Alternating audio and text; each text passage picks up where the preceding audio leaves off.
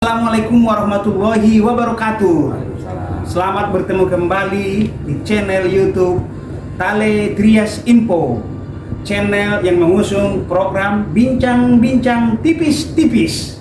Kali ini saya berkesempatan bincang-bincang tipis-tipis dengan Bang Sultan Bakhtiar Najamuddin, Wakil Ketua DPD RI. Saya akan mengiris tipis-tipis masalah yang begitu berat bagi orang. Dengan tokoh muda kita ini akan iris-iris menjadi tipis-tipis dengan isu amandemen, demokrasi liberal 2. Topik ini akan kita iris tipis tokoh muda kita ini. Bung, ini kan selalu orang bilang demokrasi liberal mengakibatkan terjadi polarisasi seperti empiris di lapangan. Dulu saya ambil pengalaman dulu, Pak. Dulu di eranya Pak Harto itu, di Mendiang Jenderal Besar Soeharto, orang mau jadi bupati itu kalau nggak salah pangkatnya minimal kolonel, mau jadi gubernur harus jadi mejen, mungkin. Dan juga di kader aktivis juga begitu. Dia mau jadi ketua partai kabupaten harus pernah di kecamatan, mau pernah jadi DPW harus pernah di kabupaten. Untuk DPP pun harus dia melewati provinsi. Sekarang ada nggak pengalaman abang di lapangan? Ada tokoh yang sudah matang, sudah mumpuni, dia terhalang gara-gara demokrasi liberal yang membutuhkan modal besar. Silakan.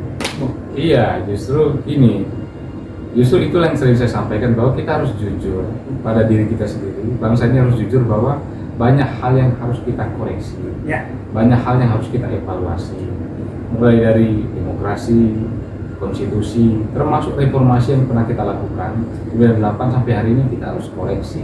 Yang mana yang sudah benar ya sudah teruskan. Tapi yang mana yang harus kita perbaiki. Contoh yang tadi ditanyakan, betul. Saya termasuk orang yang sampai hari ini mengatakan bahwa kita menganut sistem demokrasi, ya. Setelah sekian puluh tahun dianggap mungkin dulu ya rezimnya otoriter, kembali tiba-tiba dibuka di reformasi 98. Tapi buat saya ada yang offside, ada yang bablas, sehingga hari ini demokrasi yang kita anut sekarang itu akhirnya sudah makin menjauhkan, ya, dari nilai-nilai demokrasi esensial kita, yaitu Pancasila. Apa itu? Demokrasi yang paling sejati di bangsa kita itu adalah demokrasi Pancasila, yang itu menganut sistem musyawarah mufakat, adil dan beradab. Tinggal baca saja di situ.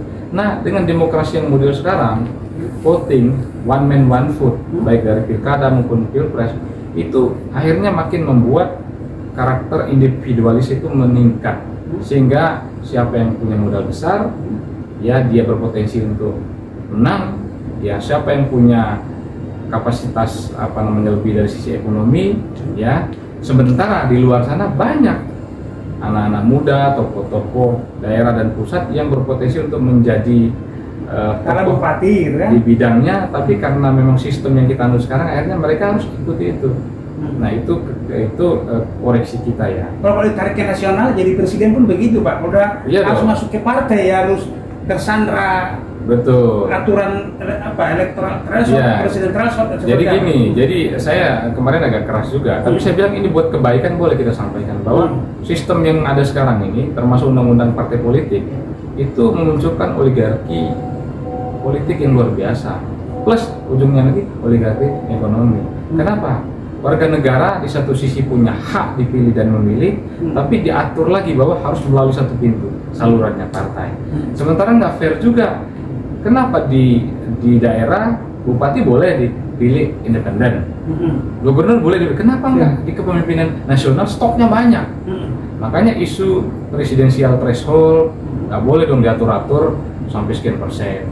Ya sudah, serahkan kepada masyarakat aja, termasuk ya parliamentary threshold, ya kan. Jadi kami mengusung bahwa partai politik sudah benar, ya silakan rekrutmen kadernya.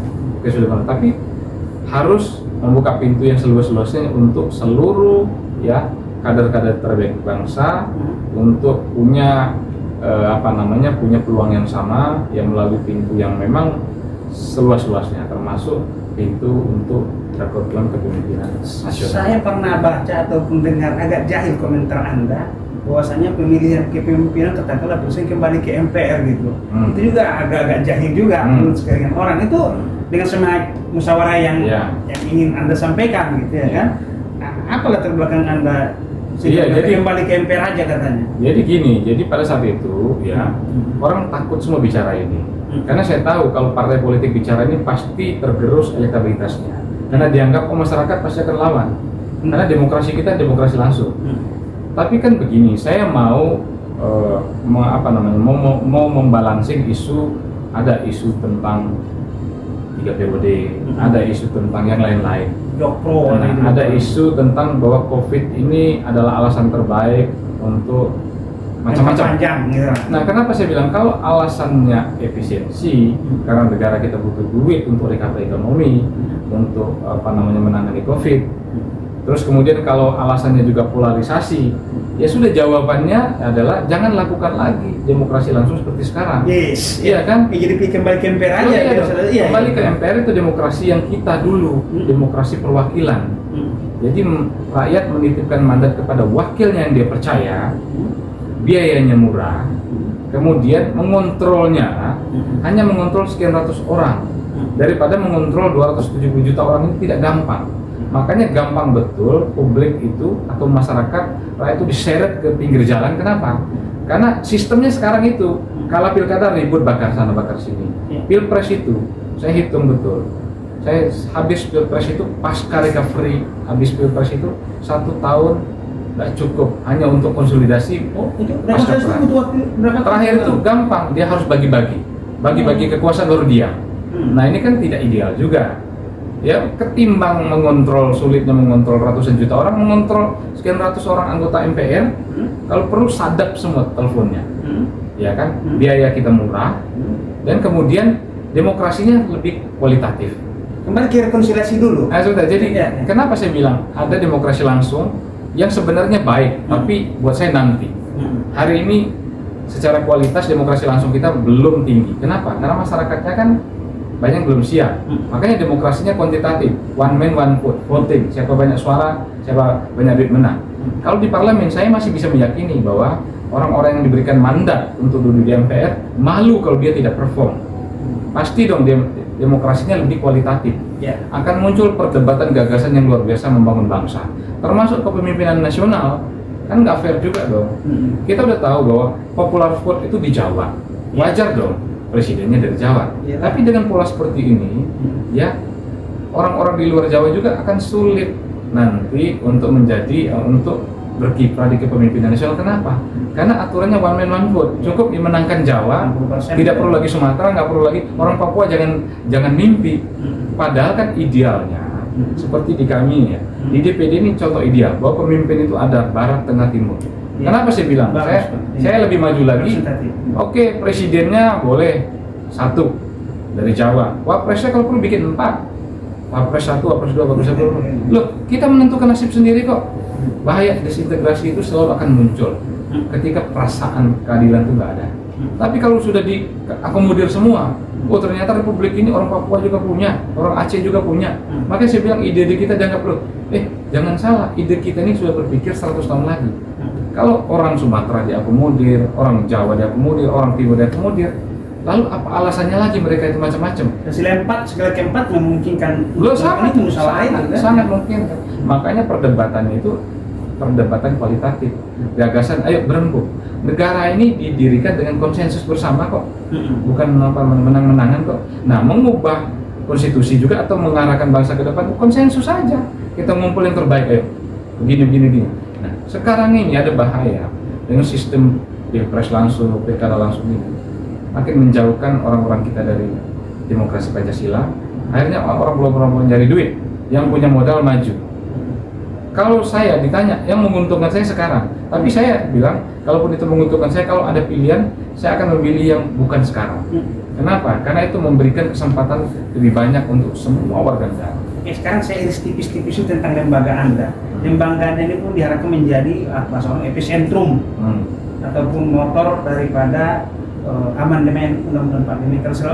Terlepas ada isu 3 periode ataupun GBHN atau setelah apalah gitu kan. soal amandemen ini terkait kewenangan lembaga Anda ataupun tentang kalau istilah Anda sesuai modernisasi kan harus diikuti juga dengan konstitusinya juga. Nggak tabu juga kan mengikuti zaman gitu. Seperti apa? Ya, kalau pandangan saya, pandangan secara pribadi, saya belajar demokrasi, saya mengalami itu. Pandangan saya sebagai pimpinan lembaga tinggi DPD, buat saya amandemen itu untuk negara yang berkembang dan maju itu sebuah keniscayaan. Konstitusi itu akan hidup terus sepanjang warga negaranya hidup. Konstitusi akan hidup dan berkembang dan menyesuaikan sesuai dengan perkembangan zaman. Konstitusi akan hidup terus untuk menjawab tantangan-tantangan dan peluang. Jadi kalau bicara tentang amandemen nggak ada yang luar biasa. Jangan kita tabu. Amerika aja sudah ratusan kali kok, kita baru 4 kali. Hanya saja amandemen yang kita lakukan buat saya ya. Saya ya minta maaf juga, mungkin saya terlalu kadang-kadang berani ngomong. Saya pelajari risalahnya kok semua. Amandemen 1, 2, 3, 4 ada yang buru-buru.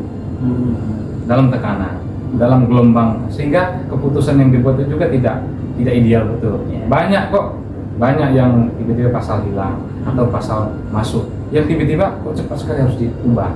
Makanya kalau mau amandemen itu kita buat dalam suasana yang kondusif, ketika warga negaranya tenang, kemudian kita sudah berpikir ratusan tahun, bukan hanya untuk kepentingan jangka pendek, apakah partai tertentu atau tokoh tertentu atau kelompok tertentu, karena itu bahaya. Terkait kewenangan lembaga yang Anda. Ya, makanya saya bilang salah satu yang kami akan perjuangkan ini bukan buat kepentingan saya, ini untuk kepentingan DPD. Saya bilang sama teman-teman DPR, lembaga DPD ini kan lembaga yang sama levelnya dengan MPR dan DPR. Kita sama-sama lembaga tinggi negara, tapi turunan di undang-undangnya itu kita dikepiri. Nah, karena memang konstitusinya memang posisi DPD seperti itu. Makanya di perjuangan amandemen ini kami minta juga kewenangan kelembagaan DPD itu proporsional, karena kita terpilih, legitimasinya kuat, masyarakat menaruh harapan kepada kita, harus seimbang dengan kewenangan yang kita punya, khususnya untuk daerah. Saya sampaikan kami tidak akan pernah mengamputasi, DPD tidak akan pernah ngambil hak DPR. Politik anggaran silakan, tapi porsi daerah itu menjadi porsinya DPD. Dan saya bilang nggak ada ruginya kok. Kalau DPD itu kuat, suatu hari anggota DPR itu bisa pindah ke DPD. Iya betul. Saya bilang jangan salahkan, saya bilang kalau DPD itu tetap nanti dikungkung terus kami pindah ke DPR, akhirnya bersaing kita gitu loh. Jadi saya bercanda-bercandain aja gitu kan. Jadi yang kita pikirkan ini bukan buat person to person, buat partai to partai, buat betul-betul untuk kelembagaan dan untuk negara. Jadi siapapun nanti kalau sudah sistemnya sudah baik, ya sudah ikuti aja gitu. Oke, ada lagi mau disampaikan? Ya, pokoknya intinya gini, yang kami sering sampaikan itu masalah di hulu. Jadi kalau kami bicara tentang konstitusi, demokrasi, amandemen di tengah COVID, itu bukan karena kita nggak mengurus COVID, karena sesungguhnya masalah terbesar bangsa itu ada di hulu. Di mana? Di konstitusi, di demokrasi. Ketika konstitusi dan demokrasi kita baik, pasti turunan hilirnya akan baik. Udah gitu aja. Dan terakhir nih Bang, saya mau closing. Rekonsiliasi tadi agak tergoda saya. Presiden kepemimpinan yang baru terpilih itu dari 5 tahun, 2 tahun pertama itu habis untuk rekonsiliasi. Berarti dengan masuknya Pak Prabowo ke koalisi pemerintahan ini itu mempersingkat rekonsiliasi juga ya Pak ya. Bapak bayangkan kalau itu nggak masuk gimana menurut Abang? Makanya saya bilang kita beruntung tiba-tiba di kepemimpinan periode kedua Pak Jokowi, Pak Prabowo yang rivalitasnya keras sekali itu cepat masuk sehingga konsolidasinya berjalan dengan cepat. Saya bisa membayangkan kalau nggak kemarin 1-2 tahun bahkan sampai akhir nggak akan selesai di barang ini. Ada istilah karena polarisasi, karena polarisasi, terbelahan lah. Betul. Nah sehingga itu masih tetap langsung walaupun nggak masuk. Betul. Itu pun setelah bergabung tidak menghilangkan secara semua ya. Artinya bisa dibayangkan. Tapi tahu nggak bahwa itu adalah produk demokrasi yang kita pilih hari ini. Produk sistem demokrasi atau pemilihan langsung yang kita anut hari ini. Makanya saya bilang kita kritisi, kita evaluasi apakah ini sudah benar betul atau seperti apa. Yang mumpung masih ingat Bang soal kaderisasi ini Bang, negara politisi-politisi ini juga berkemampuan mumpuni, juga jangan asal terjun ke politik karena bapaknya gubernur, pengurus partai, anaknya dicalonkan, lulus jadi DPR, akhirnya begitu DPR nggak ngerti apa-apa, hak interpelasi juga nggak ngerti, hak angket nggak Betul, ngerti, itu makanya- ada kejadian seperti itu. Iya juga. betul, makanya lagi-lagi kalau bicara jujur, ya masalahnya di hulu, di sistem tadi. Nah, hari ini kan kita sudah memilih sistem demokrasi langsung. Ya, Itu resiko outputnya itu, konsekuensinya. ya resikonya itu, Nah. ya resikonya itu satu suara kita tuh dihitung, dan itu pasti berbanding lurus dengan kesiapan dana, kesiapan ekonomi. Nah, artinya kan tunggu dulu kapasitas, tunggu dulu mentalitas, tunggu dulu integritas. Yang penting siapa punya modal banyak. Nah, ini kan harus disadari semua. Jadi pernah terlintas di benak Anda, di pikiran Anda, suara profesor dengan suara orang yang nggak berpendidikan sama-sama satu gitu tuh? Itu pernah jadi? Iya, maksudnya logika Sebenarnya lebih begitu banyak kan. dong proporsi suara bobot suaranya ya? Iya, maksudnya jadi ya betul, di demokrasi yang betul-betul dianut oleh negara demokrasi, betul ya, namanya suara rakyat, suara Tuhan. Ya. Itu benar. Cuman kapan kita siap? Nah, menurut saya hari ini, dengan mohon maaf tingkat pendidikan, tingkat kemiskinan, tingkat pengangguran ekonomi kita yang belum baik-baik banget, ya masih dibutuhkan waktu. Bukan saya mau mengatakan bahwa suara petani lebih Enggak, tidak.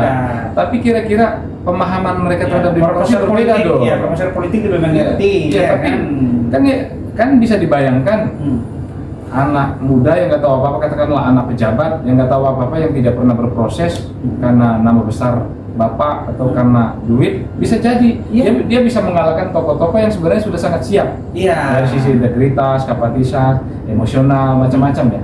Nah, itulah faktanya. Makanya saya bilang, ketimbang kita bicara yang remeh-temeh kecil-kecil, saya bicara yang lebih besar, yaitu di hulunya. Ketika ini kita tidak selesaikan, cepat atau lambat pasti akan jalan terus di barat. Oke, demikian bincang-bincang tipis-tipis saya dengan Bung Sultan Bakhtiar Najamuddin, Wakil Ketua DPD RI. Beliau anggota DPD RI dari Provinsi Bengkulu, pernah juga menjadi anggota DPD RI termuda di tahun 2009. Assalamualaikum warahmatullahi wabarakatuh.